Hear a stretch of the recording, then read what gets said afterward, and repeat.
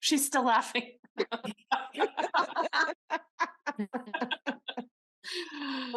That's so funny.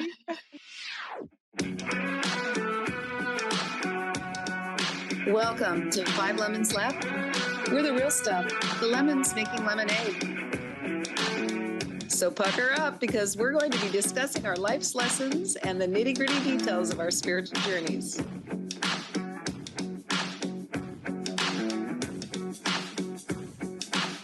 Hey y'all, I'm Amanda. And I'm Drusilla.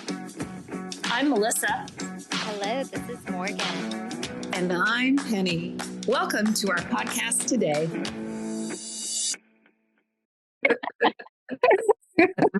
Welcome to another exciting episode of the 5 Lemons Laughing. This is our final installment in this year's relationship series. And we're talking about something juicy.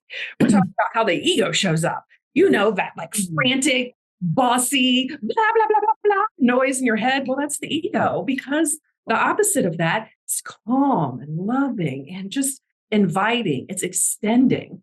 So does anyone here have an example or a story of how the ego shows up in your relationship? Okay, this is Penny, and my ego is telling me I shouldn't share this right now. Your ego is telling you feel clear about that? Well, it's telling me you might be in trouble if you share what you're about to share. You know, it might not go well. I think there's a little fear thoughts coming in, maybe a little separation thoughts. I don't know. My ego is trying to protect me. And we all know what happens when that occurs. It's usually because it's, yeah. So anyway, I've been married. Before you go into your story, because this is good, because I want you to be super comfortable. Let me throw this up in the air.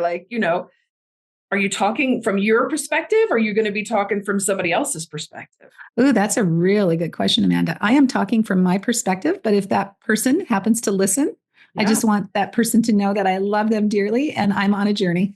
Yeah.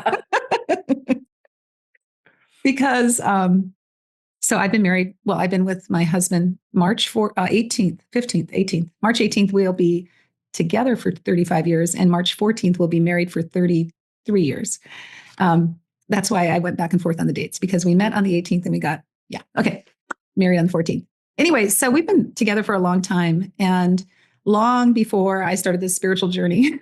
Well, I take that back. I think I've been on a spiritual journey all my life. It's just that I'm really focused on moving from fear into love now more than ever.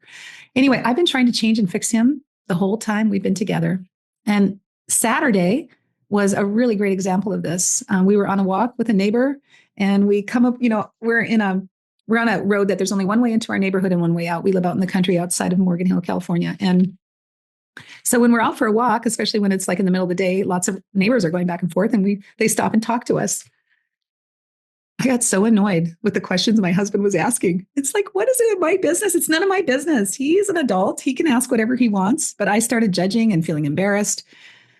I was so annoyed. And I can tell you my ego, I actually at one point said, well, I'm not going to stay here for this conversation. I'm going to keep walking. What a silly thing for me to say. What a, boy. Yeah. So I definitely was not in a loving state. I was definitely judging. I wanted him to stop speaking. It was just really bad. So we got home and he said, I think you were a little annoyed with me. I can't quite figure out why. And then I told him, I said, because I want to, also the ego in relationships can cause you not to be vulnerable and share really what's going on with you. Mm-hmm. And so I decided, I'm going to share what's really going on. And I said, the questions you were asking some of the neighbors, I didn't think that was appropriate. There's that judge again, that ego, judging it. Oh my gosh. And that upset him a little bit more. And it was just like, he said, why can't you, just accept me? And I go, I don't know why I can't, but sometimes I can't. And so that's an ongoing process for me, is just to love him no matter what he's doing and just be okay with it. And it's not up to me to decide what's right or wrong, what's good or bad. And so that's how it shows up in my relationship. Judging. Yeah. I think you just described, I don't know about I won't speak for anyone else, but I can relate 100%. Yeah, same here. Mm-hmm. So I wasn't able to quite put my finger on what you're really feeling inside, what's really going on behind that for you. That's a really good question, Drusilla. What's the story you're telling yourself? Mm-hmm. Great question. Yeah. What is the story I'm telling myself? I'm telling myself that the neighbors are not going to want to be our friends because he's so invasive with his questions. And so they're going to not want to be around us, I think is what I'm afraid of, is that people are going to say something negative. It's happened before in our neighborhood. And, but it was around me. It's me. That's so funny. Ouch. Yeah. Yeah. Relate to that too. Yeah, but it kind of makes sense that fear would be underneath it since you have experienced it before. Mm-hmm. Yes, I think that's what it is. Look at that and like see that that's what's at the root of it. You know, too, and I think it even goes back further. When I was growing up, our dad was kind of angry at the world, and he was not always an easy person to get along with. And so maybe it's that too. Like, I want people just to get along. Mm-hmm. I don't want there to be any conflict. And I know that's so unrealistic in life to think that way. And I've been working on that too. So does that seem plausible? That's what's coming up for me. Yeah. Yeah, I think so. Mm-hmm. Yeah. So that's a part of me that obviously needs some more healing work. Yeah. Well, and I'm reminded of like when John Mark used to drink and I used to be so embarrassed by his behavior. And 9 times out of 10, no one else was affected or annoyed by him the way that I was. Like, so it was all my fears and my stuff that I was projecting onto the situation. There wasn't an issue for anyone except for me. I was the only one suffering. So it's kind of a similar type of thing. So that's a really good point, Morgan, because if the neighbor doesn't want to answer the question, they're all adults as well. And they can just say, hey, I don't think I want to answer that. I can. So I'm totally trying to control the whole world on these walks. And I get to just let go and let God control it, because God corrects any of our wrongs before they're even done, or something like that. Undo all the consequences of my wrong decision if I let him. Yes. So I'm going to let you, God, undo all the consequences of what I've been doing. Yeah. I love that. I do too. I want to play a little fun game. Let's do it. So like for someone that's just listening to just starting out on this path and like, what is the ego? So like, were all of the ego responses from the beginning of your story to the end? So what was the first thing? Like the example, that you gave was the first thing that I heard was your ego started judging, right? That was one way that your ego showed up. Mm-hmm. Mm-hmm. Yeah. Anything else? Well, then it started controlling. The ego controls. Yeah. Mm-hmm. Mm-hmm. The ego wanted to escape, to tell you to leave. Yeah, I forgot about that. Mm-hmm. Yeah. And you went into fear about losing the friends on maybe a subconscious level, but I think I was consciously thinking that. Yeah. Okay, cool. Even better. I think also, did I want approval? I guess I wanted validation and approval that I was right too, because I was like looking at one of the neighbors, like going like, I don't know why he's asking you this, And so I was, and she didn't even say anything negative back. She just kind of laughed and answered the question, because it was bothering me more than her, like you were saying, Morgan, with John Mark. Yeah, it didn't bother her that he asked them why they keep their garage door open. It's just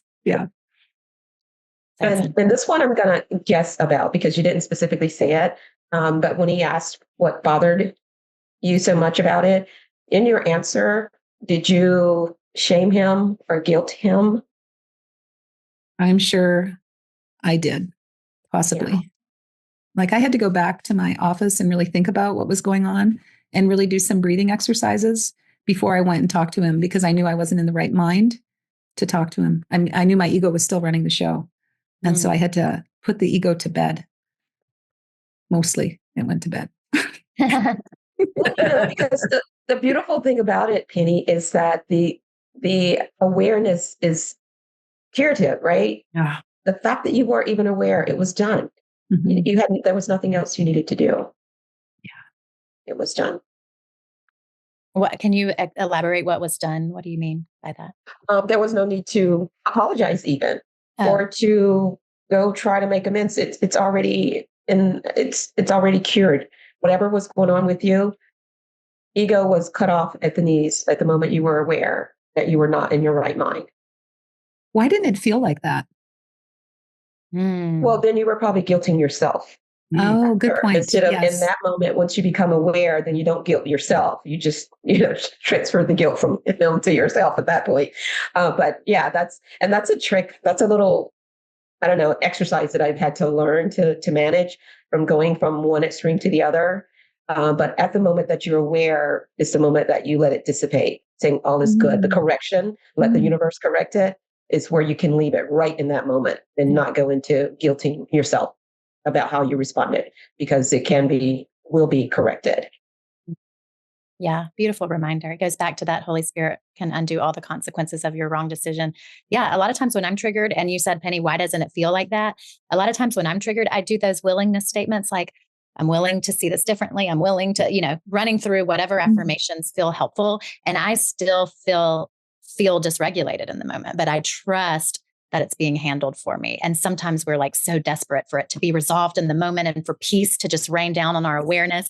Well, peace is always there. Peace is always there where our attention is focused on the drama. And so, until we can withdraw our focus from the drama, I mean, but I don't know. I don't know if that's helpful, but that's my experience. I just trust those willingness statements are working. Like that's a form of prayer. Like I'm asking for help in this situation. I don't know what to do. I don't feel good. I would like to feel good. Help me make a loving choice here. Whatever thoughts come to mind that feel aligned with truth, those I just kind of spew out in my mind and just trust that they're working, even though I still feel like shit in the moment, Yeah. I have a question. It kind of goes back to Drusilla's point. When you went to apologize, did you go to apologize? Was guilt motivating you? Was the ego guilt motivating you? Or was it like a need to, like Morgan was just describing, like just make it feel peaceful? Or was like love compelling you to apologize? Can I say a little bit of all of that? Yeah, absolutely. Say whatever you want. There's no wrong answers. Yeah. Yay. Yay. There's no wrong. I love it. Yay, yay, yay. Yeah. I would that's say a great question though. Yeah, I would say that I definitely, let's see, the question was, did I come to love? What was your motivation to apologize? Oh, that's a really good point. What's my motivation? So it was a little bit of all of those things. I did want peace to be restored. I did want to, not feel guilty about what I did anymore. And I did want to, let my husband know that I recognized that I was not behaving from a loving space, and that I really wanted him to know that. And yeah, I've asked him so many times to just give me a break. I think sometimes he gets a little tired of it. But this is deep-seated shit that I'm digging out, man. And so, yeah. Yeah. All of it. Well, I appreciate Amanda's question because I have recognized that I sometimes do use an apology as a form of manipulating a situation to try to force that peaceful resolution in the world of form, instead of just trusting that I can always access the peace within me and allow the person to feel their feelings and not need to force them to a peace treaty in the moment. You know what I mean? Like it's trying to bypass all of that and like, let's just get back to peace, please, which sounds noble. It sounds noble, but it's really a form of trying to manipulate the situation and force it into, and not allowing people, their experience and their emotions and stuff like that. So that's a but so then I have a question for you, Morgan, to build on what you just said. So what if the person is like not very happy with you and saying a lot of things that like could break down a relationship? So how do you handle that? So let me just restate the question to make sure I understand it. So let's say I did something from a less than loving place and it triggered the other person.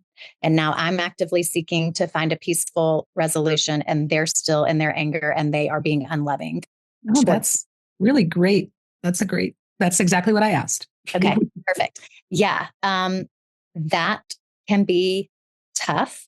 I can't say that I always handle that perfectly in the moment. I mean, I think on some level, I'm aware that they are coming from their ego, which I have triggered. And so that does allow a certain level of grace. And I love myself enough to not put up with bullying to a certain degree, if it gets to a certain point, you know what I mean? So I think in that situation, I usually try to remove myself from the situation. So like if it's with my partner, I just try to get away from them, let them finish getting it all out of their system in a separate space from my space so that I can protect my field, I guess. Yeah. I practice that at times, but on Saturday, I had a tough time practicing that. So I'm thankful that you gave me that reminder. But yeah, absolutely. I mean, if it's a situation where you're being bullied or whatever, and that wasn't that was happening, but I mean, you definitely want to not.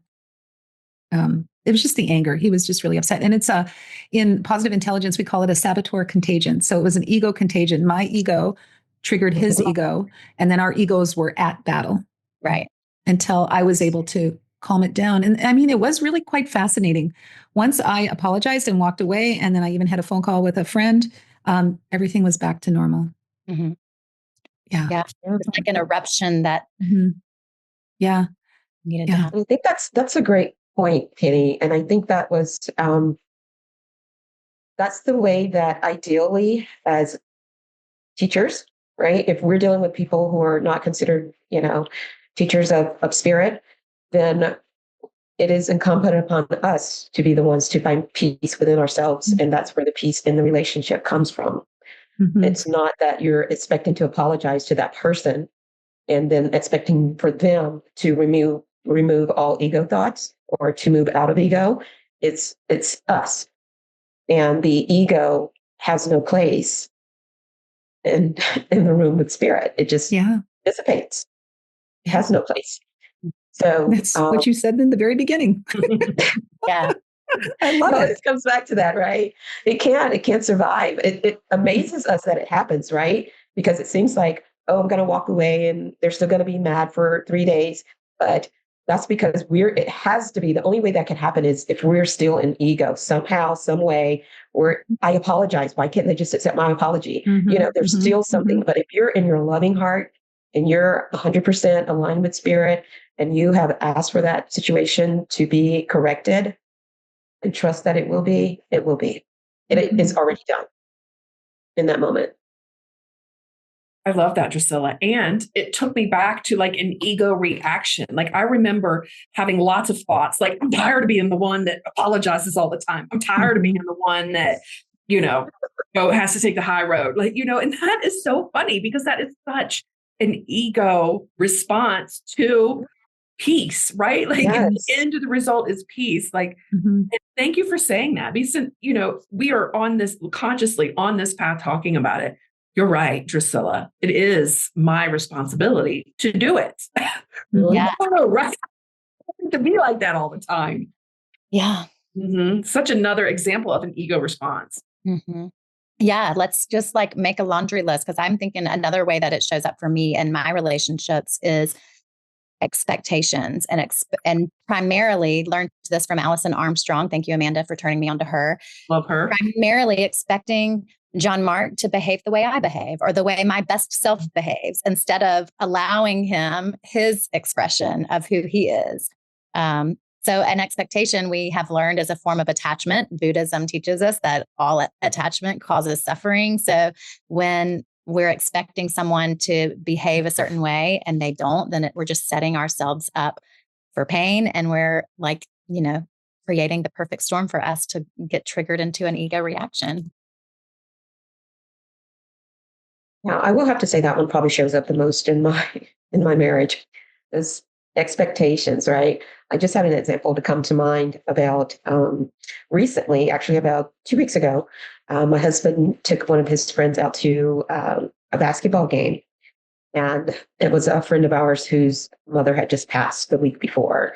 And so he was taking him out to get out of the house. And so they went to the game.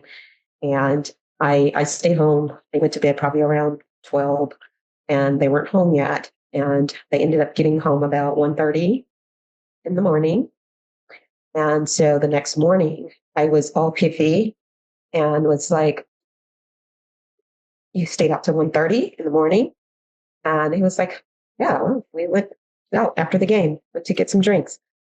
And I'm like, oh, just like that. No apology, no, nothing that you didn't call and let me know you were going out. Yeah, it was just a big thing. And we've had that discussion probably only 1,000 times since we Mhm. it's like, when am I going to just like understand, let it go? He doesn't think like me. If it were me, right, I'd be like so nervous about, oh, let me call and let him know that I'm going to be, we're going out after the game. In which in my mind, I'm like, that's the right thing to do. But Mhm. who am I to say? I mean, we're all adults, right? Yeah, you know? totally. I have had that same exact situation in my relationship. And it brings me to another question that I'd like to ask. What about double standards in relationships? Because not only is that what I would do, also Drusilla, but my husband would expect me to do that. And he would be so pissed if I didn't do that. And yet he doesn't always do that. So what about double standards in relationship? And how does that play into the ego and love and fear and all that? I don't know. Is that a separate conversation? It No, I can think be. it's the same. I mean, yeah, it could be, but I think it's the same. I think people should have the freedom to operate in whatever level is comfortable for them. Um, I do think that, you look at yourself and say, am I doing this? Am I checking in because I'm concerned about him. I don't want him to be concerned about me. Or is it some ego thing? Is it, the reason that I'm even checking in? Do I have to check in? Maybe I don't check in. Right. So, I mean, there's a lot of questions and a lot of layers behind it, but I think the answer to it goes back to your mention of attachment. And sometimes we do so many things in terms of navigating relationships, and it's in the name of attachment, but attachments aren't healthy on any level. I mean, freedom comes from not being attached. And whatever that looks like, of course, we should be able to be comfortable with it as long as they are within the boundaries of what a marriage means to those two people. And could I live without that Right. part of attachment? That's a I great certainly can. I want to hear what you were about to say, Penny. You look like you I was going to say, what if the request for a check-in or whatever is coming from the ego in the other person? Like, Yeah, that's what I'm mean, thinking. Yeah. Mhm. Yeah. Like sometimes I just go, really? You can see where my car is. You can see where you have Find My, I drive a car that you can see how fast I'm driving, where I'm driving to, what music I'm playing on my car in the app. I mean, so I always go, really? You need to know? But yeah, Oh, I guess Penny, I think you just told us that you're not the checker inner. I am not the checker inner. After freaking 35 years, if I don't have trust and faith now, there is a problem in our relationship. So I totally trust. Yeah. Morgan, when you were talking about the double standard, right? Like that is an ego response. Wanting it reminded me of an ego response of better than or less than. Right? Like I am better than you, and that's totally an ego response. Like here's what I do, and you don't do it, and I'm better than you.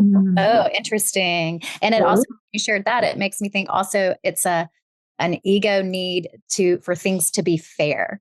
And in the world of duality, in the world of form, things aren't fair. Like in truth and reality, like real reality, things are fair, but like needing things to be fair is like trying to rearrange the what do they say? The chairs on the Titanic. The deck chairs on the Titanic. Yeah. Yeah, exactly. Like, and then it plays right into feeling like a victim when things aren't fair. So just, so many things tangled up in that. So many things. Definitely in victim mode, for sure. So I'm totally in this conversation. So have we given our listeners any tools and tips for handling themselves with the ego? I mean, let's summarize what we've done. I think we've given a few, and I have made notes. I can share them, but I think let's give more. You mentioned that you stepped away and did some breathing exercises, Penny. You mentioned that A Course in Miracles quote where you can surrender it to the Holy Spirit and ask Holy Spirit or higher self or source or whatever word works for you to undo all the consequences of your wrong decision. And I mentioned willingness statements or like prayers of just like asking for help and trusting that it's working, even if you still feel dysregulated in the moment. And then Drusilla mentioned like finding the peace within, not in this circumstance, like even if it's like just trusting that even if it doesn't feel peaceful or resolved in the relationship, that peace is available to you right now. And so those are a few things that we've mentioned, but what else do you do when you or your partner is triggered into their ego, or another way of saying that is triggered into an unloving response or a fear-based response? What about you, Amanda? I'm putting it to you. Yeah. What comes to mind the most is working on changing the mind in general. Like, as we work on being more loving, as we focus on extending love, as we practice our daily meditations. And Drusilla mentioned before the call, like constant state of prayer, as we do our spiritual practices, when things blow up, which they're going to do because this is real life, that we come back to center more faster. So I think it's a life practice. Yeah, definitely. So no pressure, people, just, Yeah. Yeah. That's funny.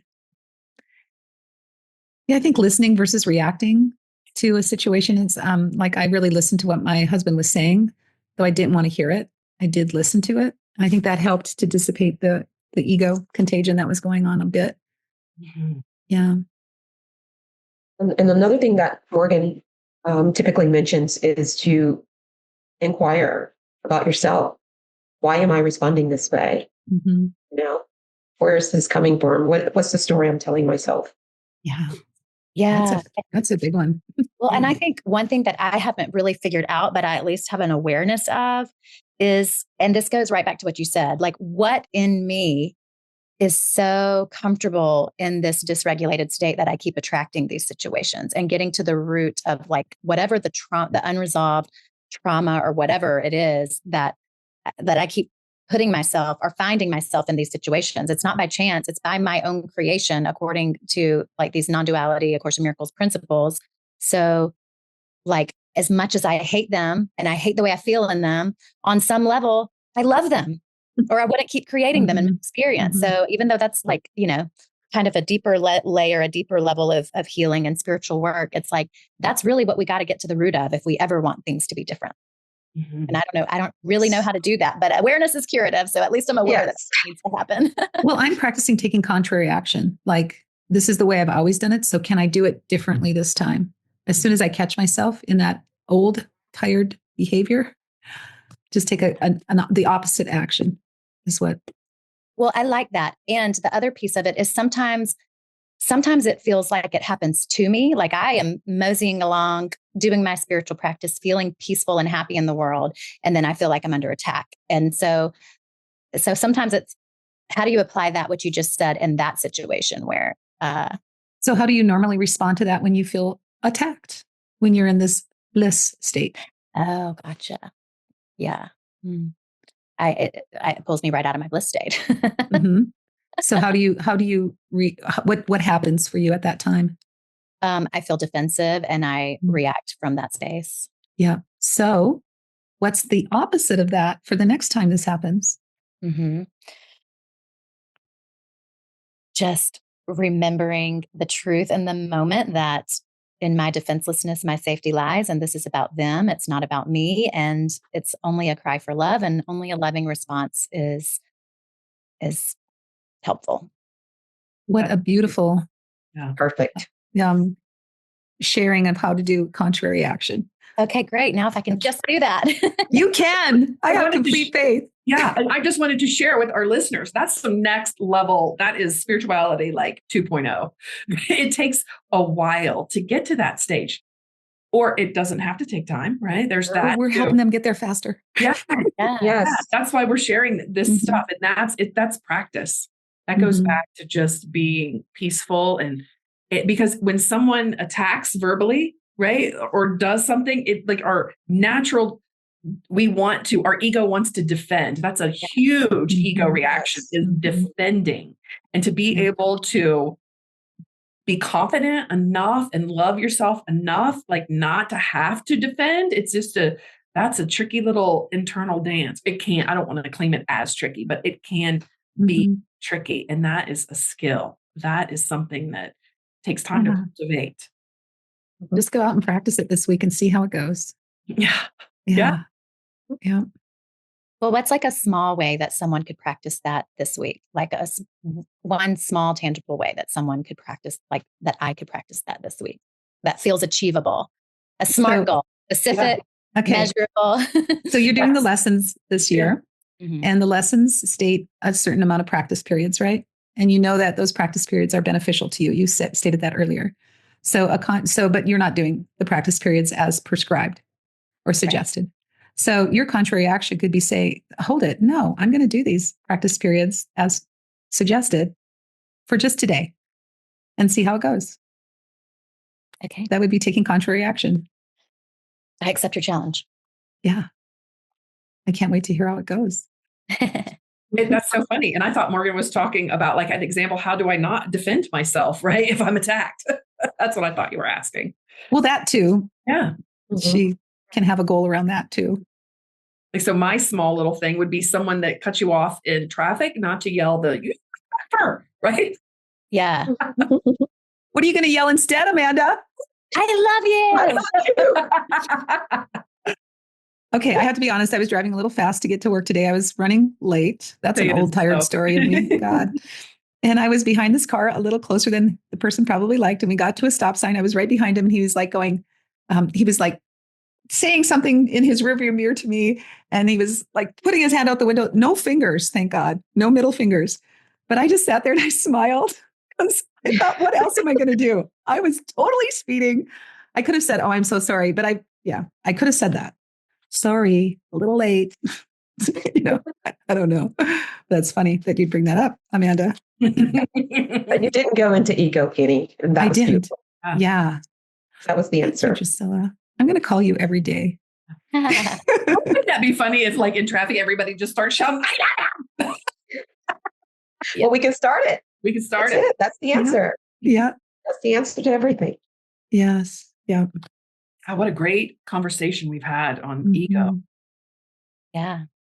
Yeah. I've got a few Post-its that my favorite part. Boy, there was so much going on in this recording that, oh my gosh. So at the moment you become aware of the ego, you become aware of the ego. Oh, at the moment you become aware, the ego dissipates. So that's, I guess I don't have punctuation on this note, but that's what it needed, was a little bit of punctuation. And then I loved it when, if I'm in my loving heart, 100% aligned with spirit, trust that it'll be corrected. So whatever has gone wrong with the ego, whatever you were doing, trust that it's corrected as soon as you get back into your loving heart.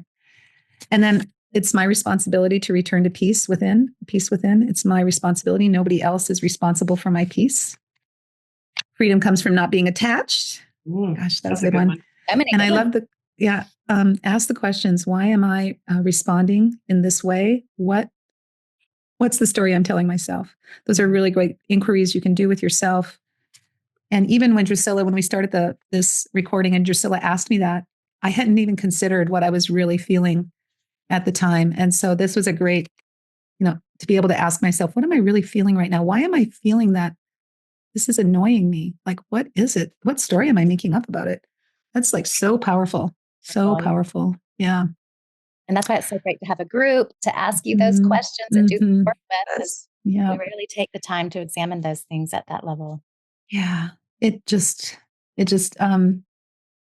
puts us in a loving space so much quicker when we can do this together. Definitely. So with that, beautiful lemonettes and all of our fabulous listeners, we wrap up another episode of Five Lemons Laughing. Anytime you catch that ego taking you over and wanting you to, or somebody else's ego trying to get you to engage, just take a breath. Remember that love is the answer to all your problems, and just stay in your loving heart as best you can. Sometimes it'll work and maybe it won't. You get another chance. There's another situation coming right down the bed. So buckle up, everybody. So have a really great rest of your day, and we love you, and we'll see you soon. Bye, everybody. Bye.